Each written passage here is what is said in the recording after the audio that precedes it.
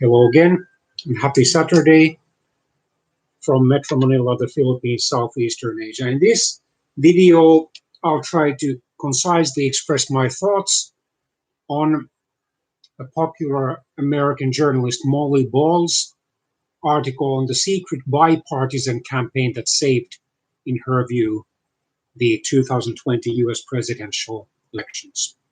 Bipartisan meaning that there were both Democrats and Republicans involved. Because this article has been interpreted by some people to mean that actually the election results were rigged. However, if we more closely examine this article, it doesn't actually prove so. And it doesn't mention figures. It describes the process based on Mrs. Ball's interviews of numerous people, I assume both Democrats and Republicans. And it is interesting to note that a notable number of public officials, including governors, state secretaries, and so forth, at least one US cabinet officer, Republicans, I should add, nor were there any results and resulted unfairly in the victory of former US Vice President Joseph Biden.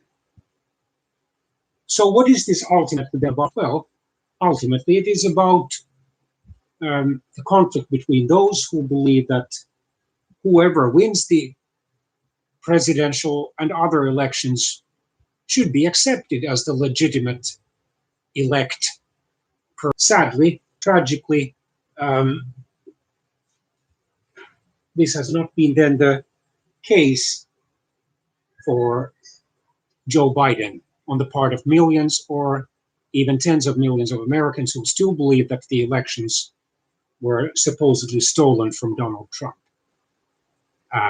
because they have regarded this biased evidence, so-called, and then ignores the fact that, for example, there were a number of individuals who, on purpose, made it easier for ethnic and racial minorities, including Hispanic Americans, and especially of Mr. Trump, tired of President Trump. Now is your chance to do something. While 36 states out of 50, according over 10% margins, so clearly there were 14 that were decided by margins between 0 and 10%. And then Joseph Biden won largely because he was able to, between the winner and the main loser, it was on. And then most of the states where it was between 1 and 5%. In other words, all of the very close states and most of the notably close states competitive. And then obviously those conspiracy theories regarding the US presidential elections of November 2020 ignore the fact that many Americans, in fact over 100 million eligible US voters, cast their votes by absentee or mail-in ballot, which had already killed hundreds of thousands of US citizens and residents by the official. Since there was such a massive increase in the mail-in voting, and also they ignore the fact that the voter turnout in the 2020 US presidential elections was the highest one since 1900. And back in 1900, a substantial percentage, actually over half of the adult US citizens could not vote, because many women still could not vote. The 20th, if I remember correctly, the 19th amendment, anyway, the amendment to the US Constitution, which gave state or then federal ones. And back in 1900, of course, most African Americans could not vote because of the racist Jim Crow laws, which barred them from voting, and which would not be overturned until the 1960s, by the 1964 Civil Rights Act and the 1965 Voting Rights Act. And most Native Americans who were white, not all could vote, even if they were naturalized US citizens, because they could still be denied the right to vote because of racist and Italian and Eastern European voters because of their religion. So, I mean, this is nothing new that people have been denied the right to vote. And then nowadays there are still a substantial minority of the people because they are incarcerated. They are serving prison sentences, and the US belongs to those many democracies, Western democracies, where the prisoners cannot vote. Interestingly enough, my distant native land in Finland belongs to those democracies which allow supporters to vote by mail-in or absentee ballots in order to ensure that they could vote safely without endangering their health. While Trump strongly urged, he claimed that the mail-in ballots would be subject to massive vote fraud. And he sounded like essentially telling the voters, and especially his supporters, that the election results would be rigged if a widespread increase in the number of absentee and mail-in ballots took place. Just weeks before the official election day, sometime in October 2020, he boasted that the only way he could lose the election would be through vote fraud. And then, in discrepancy between the real and official votes had happened, by this time there would have been numerous journalists, both American and foreign ones, who would already have reported on it and detailed cases of vote fraud. So Mrs. Ball's article did not mention voting figures, it just dealt with the process. Wrote ironical, be read, in my view, correctly, as a description of how many Democrats and Republicans put the country's, the United States interests above their partisan and selfish interests, wanted to ensure from the US presidential elections in November 2020 could be declared freely and fairly elected. Or then they can be read as supposedly proving that there was a vast conspiracy to rig the elections, or that there possibly was, word for word. A weird thing happened right after the November the 3rd election. Nothing. Liberal groups had vowed to take to the streets, planning hundreds of protests across the country, of course, if their favorite candidate, Democrat Joe Biden, lost. Donald Trump lost, according to the official results or projected results. In a poll before Election Day, 75% of Americans voiced for Joe Biden on November the 7th. Jubilation broke out instead, as people thronged cities across the US to celebrate the democratic, small d democratic process that resulted in Trump's ouster.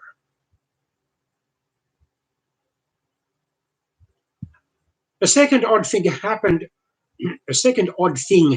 amid Trump's attempts to reverse the result. Corporate America, so usually especially most top members of the US corporations, if they have a presidential preference, prefer the Republican presidential candidates. Why?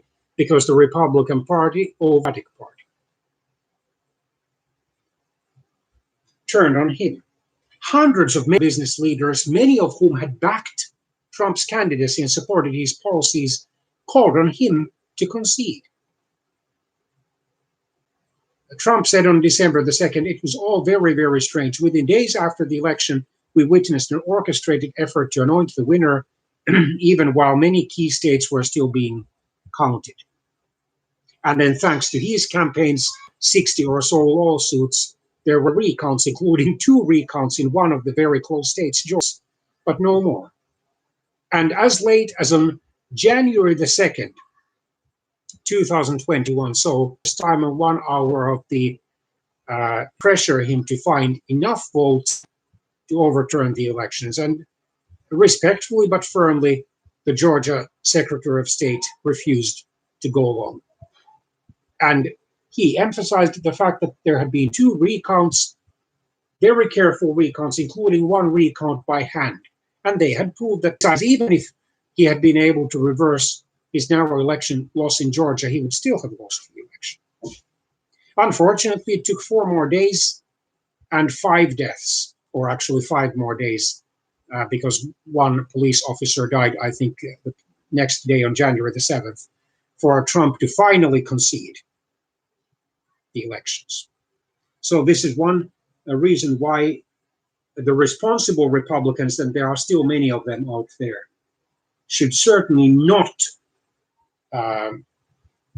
back any future presidential candidacy by Donald Trump.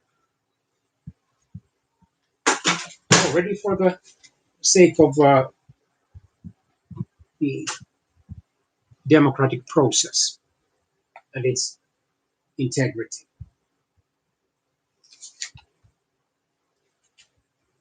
They should choose someone who is a liberal Republican, a moderate Republican, a centrist Republican, or even a compassionately conservative Republican, so that he would have no more chances, realistic chances, of ever again being elected US president. Because how are the United is contemptuous of the democratic elections and only accepts their results if he wins, as if he had an absolute right to win.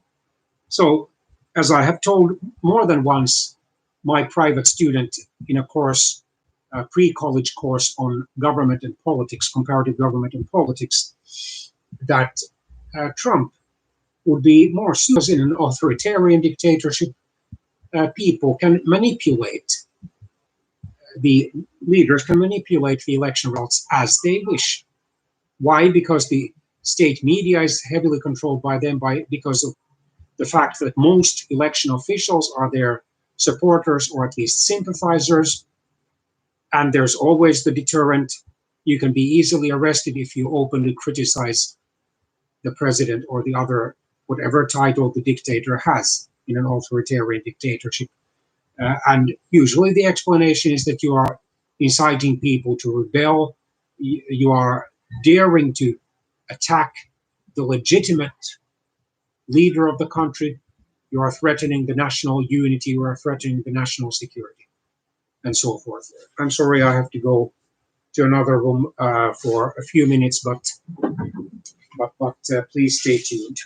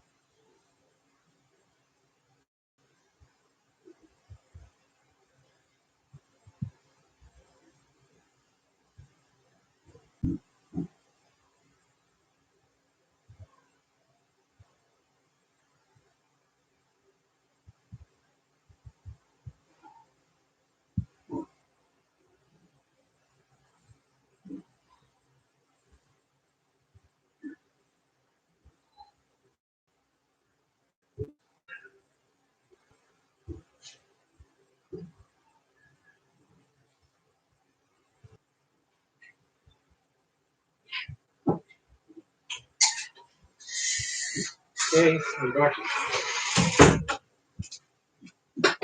here.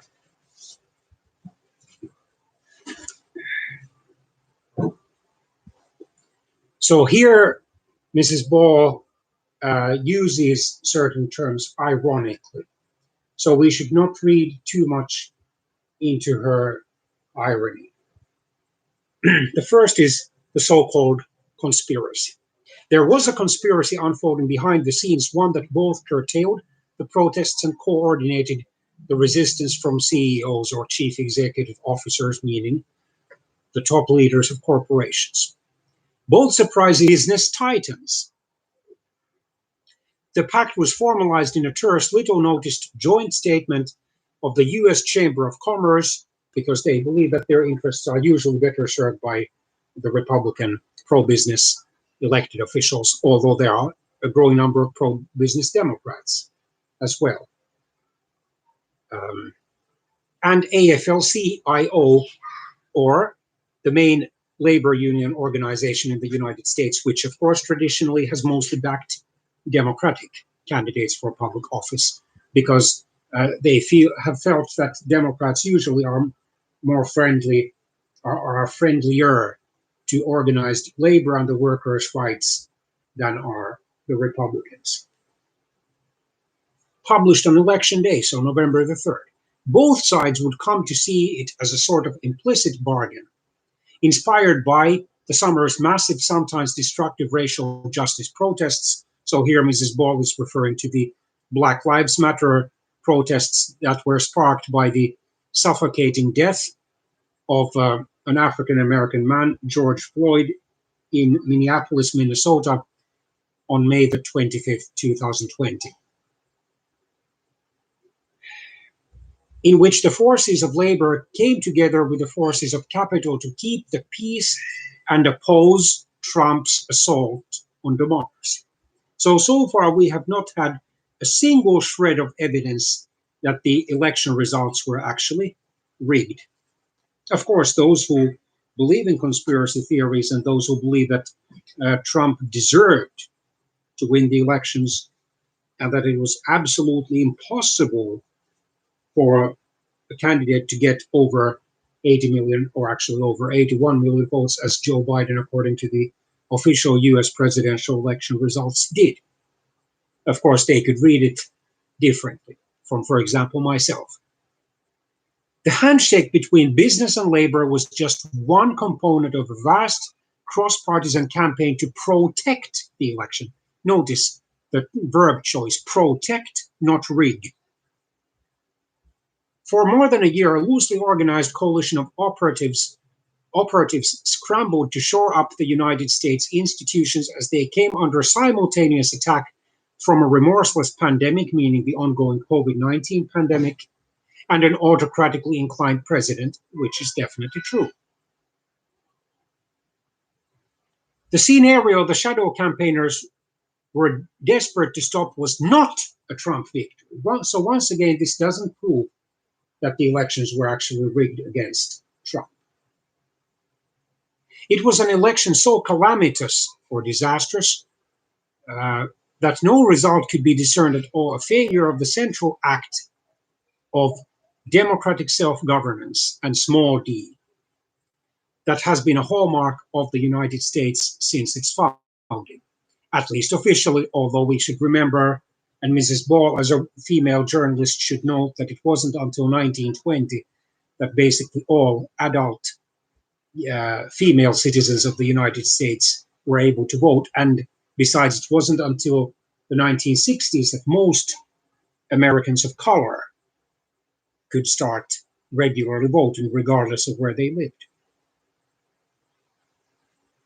Their work touched on every aspect of the election. They fended off voter suppression lawsuits, recruited armies of poll workers, and got millions of people to vote by mail for the first time. They executed national public awareness campaigns that helped Americans understand how the vote count would unfold over days or weeks, preventing Trump's conspiracy theories and false claims of victory from getting more traction. After Election Day, they monitored every pressure point to ensure that Trump could not overturn the result. The untold story of the election is the thousands of people of both parties, meaning both Democrats and Republicans. Of course, there are many other political parties in the United States, but all the other ones are so-called third parties, which, for example, have no members of Congress and very few state legislators. They do have some local or municipal councilors who accomplished the triumph of American democracy at its very foundation, says Norm Eisen, a prominent lawyer and former Obama administration official who recruited Republicans and Democrats to the board of the Voter Protection Program. So contrary to what the alternative media call it, right-wing populist, nationalist, patriotic, far-right, or whatever, tries to tell, if there was a conspiracy to rig the results of the US presidential elections in 2020, at least I don't believe that there was a vast conspiracy. And if there was a conspiracy at all, it was either a pro-Trump conspiracy or this bipartisan conspiracy. Well, both Democrats and reasonably thinking Republicans who wanted to put the interests of the United States above their partisan and personal interests to ensure that whoever won those elections could be called not just the official, but also the legitimate US president. For Trump and his allies were running their own campaign to spoil the election. The president spent months insisting that mail ballots were a Democratic big D, capital D Democratic plot, and the election would be rigged. His henchmen at the state level sought to block their use, while his lawyers brought dozens of spurious suits to make it more difficult to vote, an intensification of the GOP's legacy of suppressive tactics. Before the election, Trump plotted to block a legitimate vote count. And he spent then 2 months following the November the 3rd election day, 2020, of course, trying to steal the election he had lost. So once again, Mrs. Ball is not proving that the US presidential elections were rigged in 2020, rather that Donald Trump and his diehard supporters tried to rig them. With lawsuits and conspiracy theories, pressure on state and local officials, and finally summoning his army of supporters to the January the 6th, 2021 rally that ended in deadly violence at the Capitol, where 5 human lives were needlessly lost. Those of 4 protesters and 1 Capitol police officer. So it took all of this for Donald Trump to finally concede the election results. At least he had the decency not to wreak more havoc, and at least he had the decency to leave Washington, D.C. before his successor's inauguration, because his presence would have been an act of supreme hypocrisy at Joe Biden's inauguration. At least I'm glad that the outgoing US Vice President Mike Pence had the decency both to recognize the election results, to preside over the vote count, which then was delayed until the early hours of January the 7th because of the riot on Capitol Hill, and then to attend the inauguration and then to wish well, and I'm sure God's blessing, because he's a professing Christian, to the new president and the new vice president. The Democracy, small d, campaigners watched with alarm. And then here, Mrs. Ball quotes a former Republican representative, Zach Wamp, a Trump supporter who helped coordinate a bipartisan, so including both Democrats and Republicans, election protection council. So said former Representative Wamp, or Wamp, however his last name, W-A-M-P, should be pronounced. Every week, we felt like we were in a struggle to try to pull off this election without the country going through a real dangerous moment of unraveling. We can look back and say this thing went pretty well, but it was not at all clear in September and October, meaning in 2020, of course, that was going to be. Mrs. Ball is using this term, this noun, ironically. To save the 2020 election, based on access to the group's inner workings, never before seen documents, and interviews with dozens of those involved from across the political spectrum. Of an unprecedented, creative and determined campaign whose success also reveals how close the nation came to disaster. Like in the worst case scenario, what could have happened, either the mayor of Washington, D.C., or perhaps even Vice President Pence, because for hours, apparently, then President Trump just sat in front of the television set doing nothing, essentially nothing, through those supporters whom he had incited to march on the US Capitol to scare enough representatives, US representatives and senators to overturn the election results. And then to give him a second term. In the worst case scenario, there could have been tens of people or even hundreds of people killed. Fortunately, there were only 5 people killed, although we are very sad that 5 people were actually killed.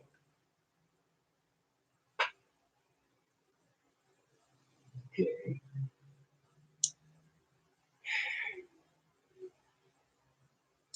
So every attempt to interfere with the proper outcome of the election was defeated.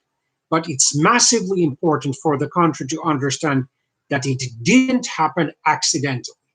The system didn't work magically. Democracy isn't told, even though it sounds like a paranoid fever dream. They were not rigging the election, they were fortifying it. In other words, making it stronger. And they believe the public needs to understand the system's fragility in order to ensure that democracy's US presidential elections. Mike Podhorzer became convinced the election will be the United States' largest union federation, and for nearly a quarter century. So not just for these now past or mid-1990s, he has marshaled the latest tactics and data to help its favored candidates win elections. Unassuming and professorial, he isn't the sort of hair-gelled political strategist, in quotation marks, who shows up on cable news.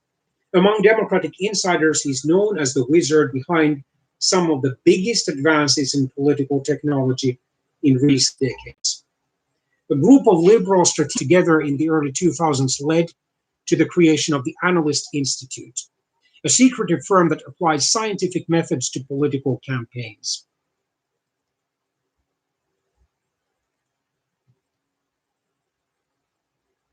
And then dominated the AFL-CIO. Well, never mind, because he had this nationalist campaign to make the United States great again, and then to decrease the effects of globalization on the United States. 19, so just over a year before the US presidential election day, but we are not concerned because before the 2016 US presidential elections, which he won by carrying enough states, 30 states to be precise, in the Electoral College, while losing the popular vote 46% to 48% to Hillary Clinton, and with characteristic hyperbole calling his victory a landslide. And of course it wasn't, not even in the Electoral College. And he actually said before those elections, I watched this on video once, I think it was a program of the Canadian Broadcasting Corporation, the 50th state, I will accept the election result if I win. In other words, he was acting like a person who only conditionally accepts one of the strongest pillars of a true democracy, that the election results are free and fair, and regardless of whether you win or lose, you as a candidate accept the voters' verdict. And Trump winning the Electoral College despite losing the popular vote by corrupting the voting process in key states. In other words, the states which are usually necessary to ensure victory the victory of the winning candidate in the Electoral College. We desperately need to systematically red team, in quotation marks, this election so that we can anticipate and plan for the worst we know will be coming our way.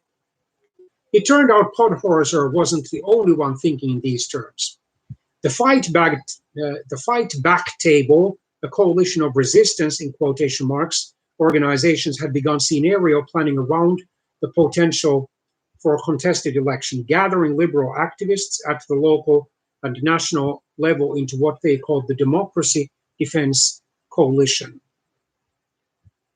Voting rights and civil rights organizations were raising alarms. A group of former elected officials was researching emergency powers they feared Trump might exploit. Protect Democracy was assembling a bipartisan election crisis task force. Podhorzer spent months pondering scenarios and talking to experts. It wasn't hard to find liberals who saw Trump as a dangerous dictator. That's true.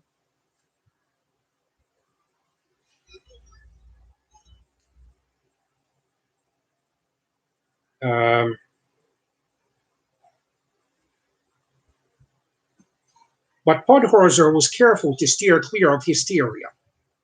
The chief difference between the US and countries that lost their grip on democracy, he concluded, was that the United States decentralized election system, in other words, every one of the 50 federal states decides, of course, through the state legislatures, votes, and the governor's signatures, or in some states, perhaps over the governor's veto, and that usually then requires a two-thirds majority in both houses of the state legislatures to overturn the governor's veto, like it requires a two-thirds majority at the federal level in both houses of the US Congress to overturn the president's veto, these specific election rules. So the United States has, in fact, 50 mini electoral systems and perhaps more, assuming that the US territories like Washington, D.C., Puerto Rico, Guam, and so forth also have their, or American Samoa, also have the right to set their own specific electoral rules.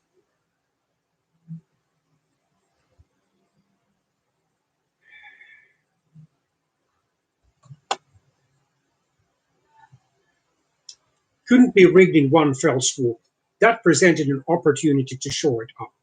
On March the 3rd, 2020, so exactly 8 months before the election day, Podhorzer drafted a 3-page confidential memo titled Threats to the 2020 Election. What did Mr. Podhorzer write? Trump has made it clear that this will not be a fair election and that he will reject anything but his own re-election as fake, in quotation marks, and rigged. On November the 3rd, should the media report otherwise, he will use the right-wing information system to establish his narrative and incite his supporters to protest, and that was exactly what Donald Trump did. The memo laid out 4 categories of challenges: attacks on voters, attacks on election administration, attacks on Trump's political opponents, and efforts to reverse the results of the election. Then COVID-19 erupted at the height of the primary election season. Political disagreements intensified by Trump's crusade against mail voting prevented some states from making it easier to vote absentee and for jurisdictions to count those votes in a timely manner. Chaos ensued. A poll worker shortage in Milwaukee, where Wisconsin's heavily Democratic African-American population is concentrated, left just 5 open polling places, down from 182. In New York, vote counting took more than a month.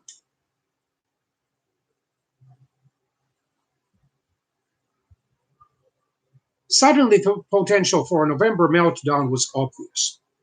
In his apartment in the Washington, D.C. suburbs, Podhorzer began working from his laptop at his kitchen table, holding back-to-back Zoom meetings or digital meetings, online real-time meetings, for hours a day with his network of contacts across the progressive universe. The labor movement, the institutional left like Planned Parenthood and Greenpeace, resistance groups like Indivisible and Move On, progressive data geeks and strategists, representatives of donors and foundations, state-level grassroots organizers, racial justice activists, and others. In April, Podhorzer began hosting a weekly 2.5-hour Zoom. It was structured around a series of rapid-fire 5-minute presentations on everything from which ads were working to messaging to legal strategy. The meetings became the galactic center for a constellation of operatives across the left who shared overlapping goals but didn't usually work in concert. Protecting the election would require an effort of unprecedented scale. As 2020 progressed, it stretched to Congress, Silicon Valley, and the nation's state houses. It drew energy from the summer's racial justice protests, many of whose leaders were a key part of the Liberal Alliance. And eventually, and this is something that those who believe that the election results were rigged against Donald Trump, eventually, it reached across the aisle into the world of Trump-skeptical Republicans, because by no means all Republicans are pro-Trump. So contrary to what the populist, pro-gun, and probably far-right Congresswoman Marjorie Taylor Greene claims, the Republican Party does not belong to Donald Trump. He is not the party's owner. It belongs to all card-carrying Republicans, and just like the Democratic Party, the Republican Party is an ideologically diverse party. The most liberal Republicans could be called centrists or at least center-rightists. The most conservative ones could be called far-rightists. But most are moderately conservative. Just like in the Democratic Party, the most conservative elements could be called centrist or even center-rightists, including the pro-life Democrats, and about 1/3 of the Democrats still identify as pro-life. In other words, they oppose abortion, at least under most circumstances, while then the most liberal, the most left-wing Democrats could already be called left-wing socialists, or at least social democrats.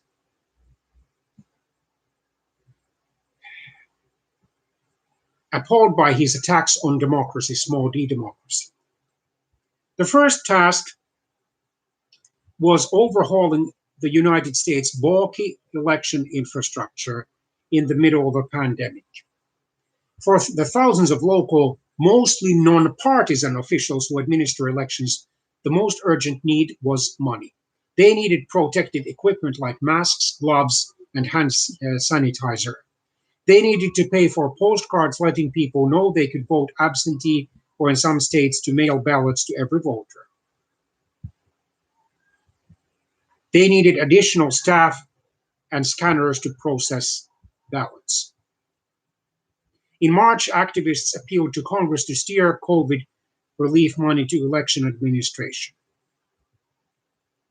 The CARES Act, passed later in March 2020, contained $400 million in grants to state election administrators. But the next tranche of relief funding didn't add to that number. It wasn't going to be enough. Private philanthropy stepped into the breach. The Chan Zuckerberg Initiative chipped in $300 million. The Voter Participation Center, which in a normal year would have supported local groups deploying canvassers door to door to get out the vote, instead conducted focus groups in April and May to find out what would get people to vote by mail. In August and September, it sent ballot applications to 15 million people in key states, 4.6 million of whom returned them.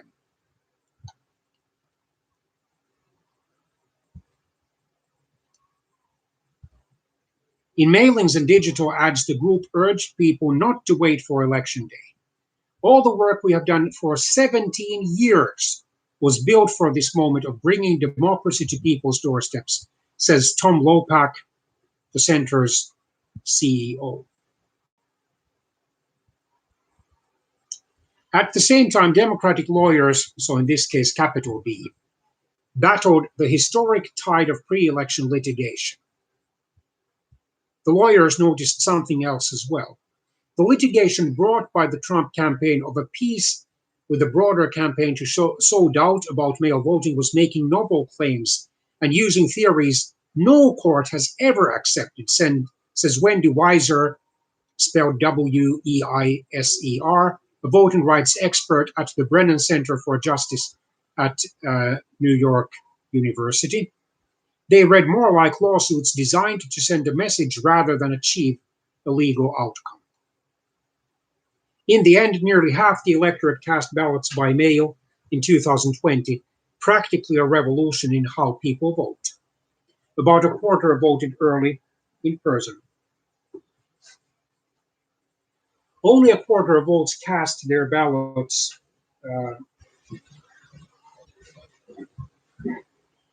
the traditional way, in person on election day.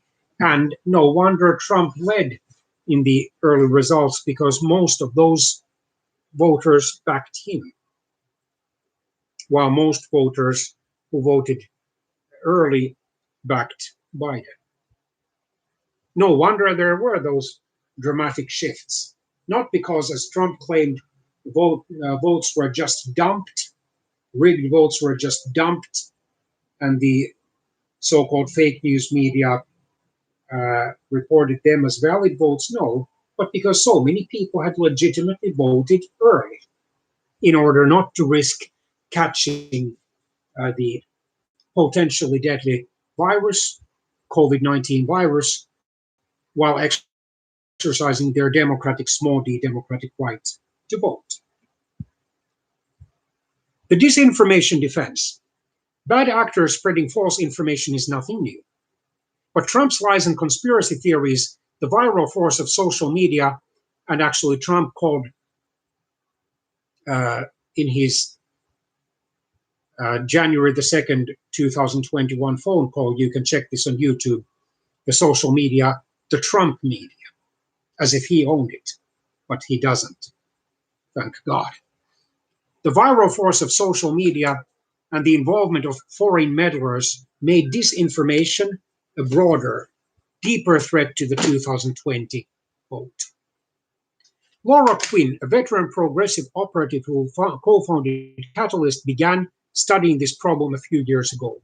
She piloted a nameless secret project which she has never before publicly discussed that tracked disinformation online and tried to figure out how to combat it or fight against it. One component was tracking dangerous lies that might otherwise spread unnoticed. Researchers then provided information to campaigners or the media to track down the sources and expose them. The most important takeaway from Quinn's research, however, was that engaging with toxic or poisonous content only made it worse. When you get attacked, the instinct is to push back, call it out, say this isn't true, Quinn says. But the more engagement something gets, the more platforms it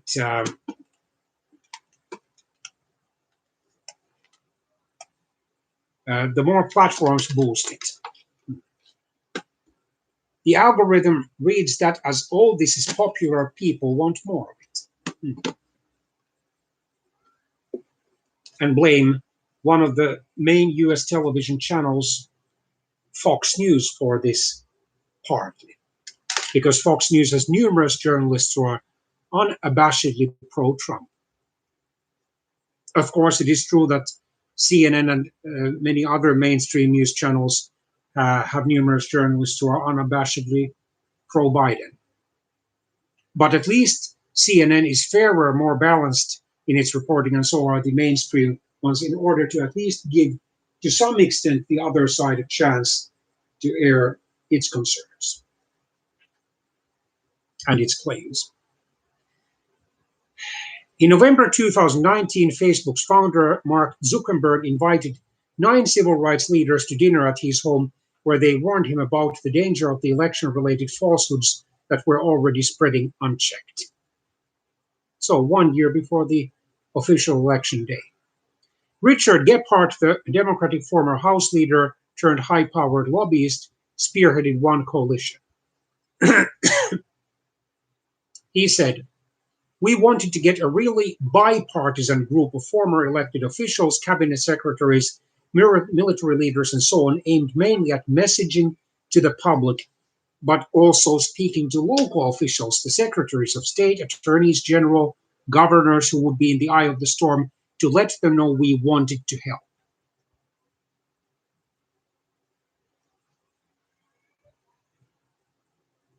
Wamp, the former Republican congressman, worked through the nonpartisan reform group Issue One to rally Republicans to the effort. "We thought we should bring some bipartisan element of unity around what constitutes a free and fair election," Wamp says. The 22 Democrats and 22 Republicans on the National Council on Election Integrity met on Zoom at least once a week. They ran ads in 6 states, made statements, wrote articles, and alerted local officials to potential problems. And what does this Wamp say? By the way, a Republican. "We had rabid Trump supporters who agreed to serve on the council based on the idea that this is honest. This is going to be just as important," he told them, "to convince the liberals when Trump wins. Whichever way it cuts, we're going to stick together." The Voting Rights Lab and Info Action created state-specific memes and graphics spread by email, text, Twitter, Facebook, Instagram, and TikTok, urging that every vote be counted. Together, they were viewed more than 1 billion times. Protect Democracy's election task force issued reports and held media briefings with high-profile experts across the political spectrum, resulting in widespread coverage of potential election issues and fact-checking Trump's false claims. The Alliance took a common set of themes from the research Schenker Osorio presented at Podhorser's Zooms. Throughout election season, members of Podhorser's group minimized incidents of voter intimidation and tamped down rising liberal hysteria about Trump's expected refusal to concede.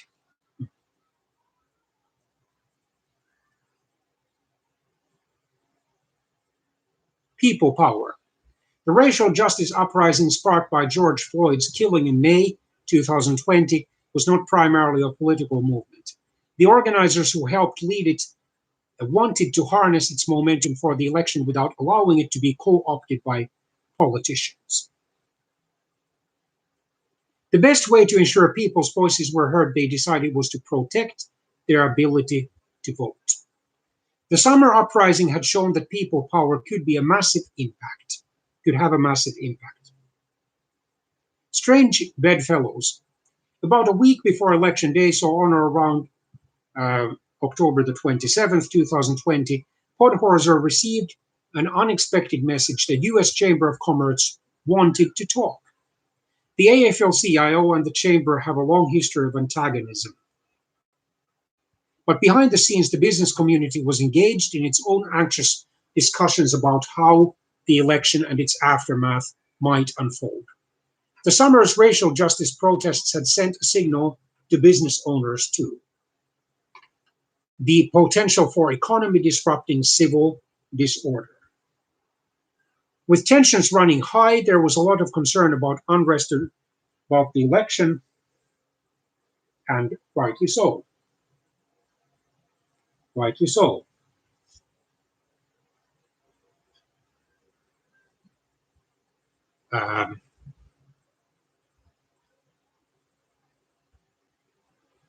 Or a breakdown in our normal way we handle contentious elections, says Neil Bradley, the Chamber's Executive Vice President and Chief Policy Officer. But Bradley wanted to send a broader, more bipartisan message. He reached out to Podhorser through an intermediary both men declined to name. Agreeing that their unlikely alliance would be powerful, they began to discuss a joint statement pledging their organization's shared commitment to a fair and peaceful election. They chose their words carefully and scheduled the statement's release for maximum impact. As it was being finalized, Christian leaders signaled their interest in joining, further broadening its reach. What did the statement then state? It is imperative that election officials be given the space and time to count every vote in accordance with applicable laws.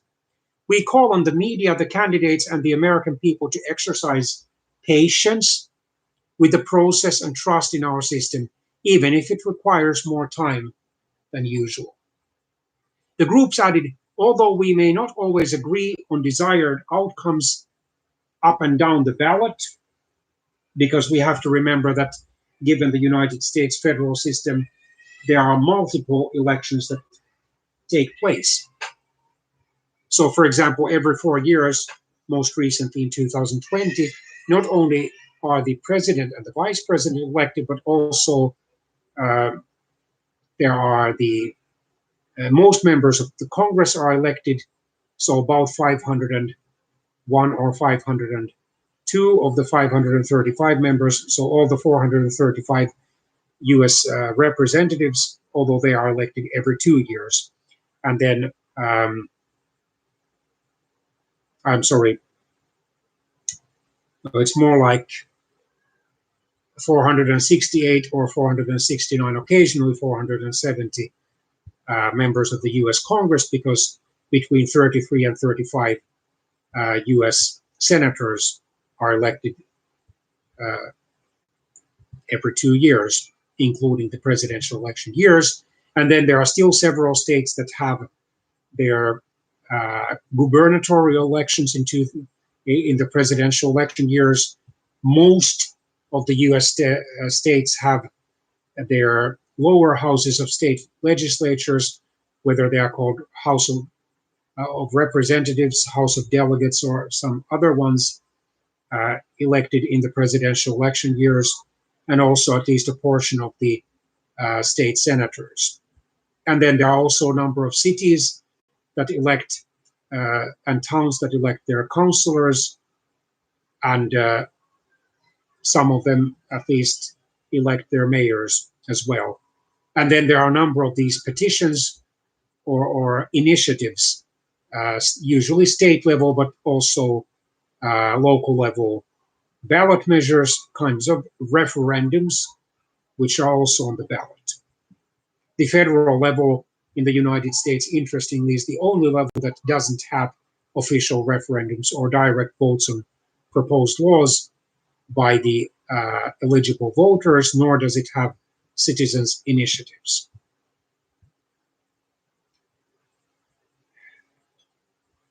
We are united in our call for the American democratic, small d democratic process to proceed without violence, intimidation, or any other tactic that makes us weaker as a nation. Election night began with many Democrats, this time capital D Democrats, despairing. Trump was running ahead of pre-election polling, but then again, polling is always at least slightly inaccurate. Winning Florida, Ohio, and Texas easily, and keeping Michigan, Wisconsin, and Pennsylvania too close to call. The Liberal Alliance gathered for an 11 p.m. Zoom call. Hundreds joined, many were freaking out. It was really important for me and the team in that moment to help ground people in what we had already known was true, says Angela Peoples, director of the Democracy Defense Coalition. Podhorzer presented data to show the group that victory was in hand. While he was talking, Fox News surprised everyone by calling Arizona for Biden. And actually, the widow of the late US Senator and presidential candidate, Republican presidential candidate, John McCain, could have had some slight role to play in Biden's narrow victory. Mrs. McCain is a lifelong Republican, but she believed that in 2020, the United States needed to elect a president who would be more consensus or broad agreement minded, more of a national reconciler than a national divider than Trump had been. And so she decided to urge people, including fellow Republicans, to vote for Biden instead of Trump. And she definitely can't be called any kind of left-wing conspirator. The public awareness campaign had worked. TV anchors were bending over backward to counsel caution and frame the vote count accurately. The question then became what to do next. So the word went out, stand down. Protect the Results announced that it would not be activating the entire national mobilization network today, but remains ready to activate if necessary. On Twitter, outraged progressives wondered what was going on. Why wasn't anyone trying to stop Trump's coup? Where were all the protests? Podhorzer credits the activists for their restraint. They had spent so much time getting ready to hit the streets on Wednesday, but they did it. He says, Wednesday through Friday, there was not a single Antifa, which is a left-wing organization opposing racism and far-rightism and so forth, versus Proud Boys, which is a far-right organization, favorable to Trump, incident like everyone was expecting. And when that didn't materialize, I don't think the Trump campaign had a backup plan. Once again, this doesn't prove that there was a vast conspiracy to rig the elections in Biden's favor. The planned day of celebration happened to coincide with the election being called by the major US media networks on November the 7th. Activists dancing in the streets of Philadelphia blasted Beyoncé Knowles over an attempted Trump campaign press conference. The Trumpers' next confab was scheduled for Four Seasons Total Landscaping outside the city center, which activists believe was not a coincidence. The votes had been counted, Trump had lost, but the battle wasn't over. The 5 steps to victory. In Podhorzer's presentations, winning the vote was only the first step to winning the election. After that came winning the count, winning the certification, winning the electoral college, and winning the transition, steps that are normally formalities, but that he knew Trump would see as opportunities for disruption. Nowhere would that be more evident than in Michigan, where Trump's pressure on local Republicans came perilously close to working, and where liberal and conservative pro-democracy forces joined to counter it. It was around 10 p.m. on election night in Detroit when a flurry of texts lit up the phone of Art Reyes III. A busload of Republican election observers had arrived at the TCF Center where votes were being tallied. Reyes, a Flint native who leads We the People Michigan, was expecting this. For months, conservative groups have been sowing suspicion about urban vote fraud. The language was, they are going to steal the election, there will be fraud in Detroit, long before any vote was cast. Reyes, or Reyes, I should pronounce his last name.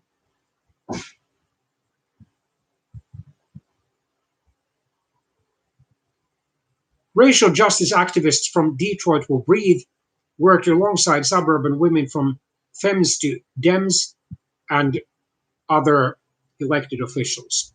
Reyes left at 3 a.m. handing the text chain over to a disability activist. They flooded the Wayne County Canvassing Board's November the 17th certification meeting with on-message testimony. Despite a Trump tweet, the Republican board members certified Detroit's votes. Election boards were one pressure point. Another was Republican-controlled legislatures who Trump believed could declare the election void and appoint their own electors.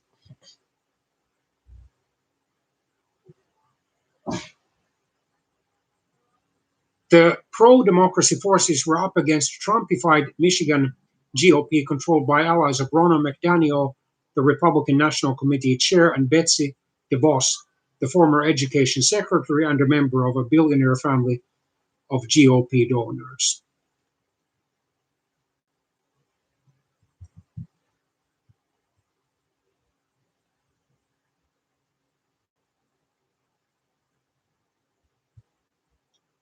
Reyes' activists scanned flights scheduled and flocked to the airports on both ends of Shirkey's journey to D.C. to underscore that the lawmakers were being scrutinized. After the meeting, the pair announced they had pressed the president to deliver COVID relief for their constituents and informed him they saw no role in the election process. One Republican, a Trumper employed by the DeVos family's political nonprofit, was not expected to vote for certification. The other Republican on the board was a little-known lawyer named Aaron van Langevelde, or Van Langevelde, apparently a Dutch name or a Flemish name. He sent no signals about what he planned to do, leaving everyone on edge. When the meeting began, Reyes' activists flooded the live stream and filled Twitter with their hashtag Allies, all eyes on me, spelled M-I at the end. The board, accustomed to attendance in the single digits, suddenly faced an audience of thousands. In hours of testimony, the activists emphasized their message of respecting voters' wishes and affirming democracy rather than scolding the officials. Van Langevelde quickly signaled he would follow precedent. The vote was 3-0, or 3-0 to certify. The other Republican abstained. After that, the dominoes fell. Pennsylvania, Wisconsin, and the rest of the states certified their electors. Republican officials in Arizona and Georgia stood up to Trump's bullying, and the Electoral College voted on schedule on December the 14th.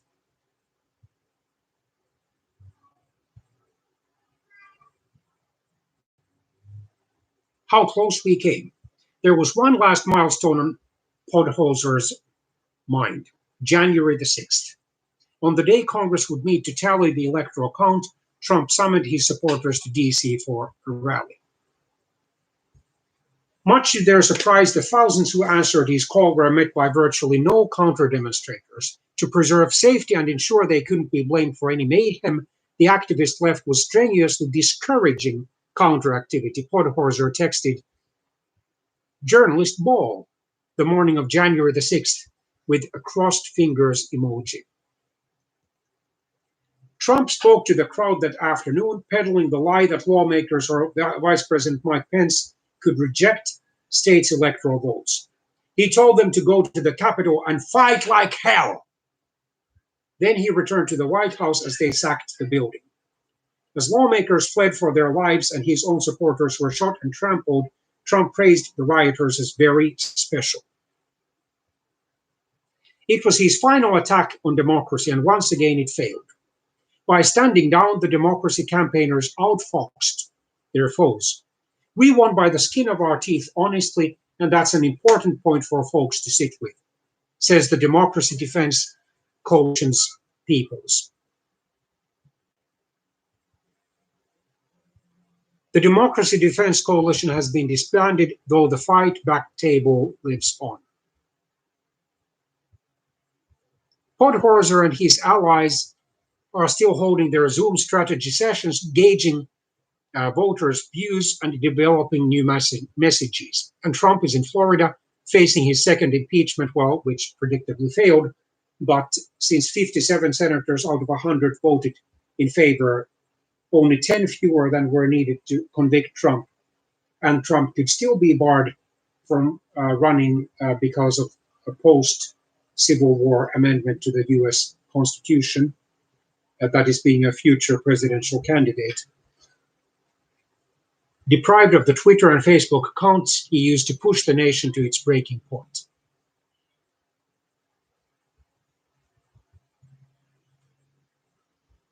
So journalist Bo, as she was reporting this article in November or December 2020, she heard different claims about who should get the credit for thwarting Trump's plot. Liberals argued the role of bottom-up people power shouldn't be overlooked, particularly the contributions of people of color and local grassroots activists. Others stressed the heroism of GOP officials like Van Langevelde and Georgia Secretary of State Brad Raffensperger, who stood up to Trump at considerable cost. The truth is that neither likely could have succeeded without the other. Democracy won in the end. The will of the people prevailed. But it's crazy in retrospect that this is what it took to put on an election in the United States of America. With reporting by Leslie Dickstein, Mariah Espada, and Simone Shah. So you can draw your own conclusions from this video and from this article. I tried to present it fairly with my commentaries. May God bless and protect and guide all of you.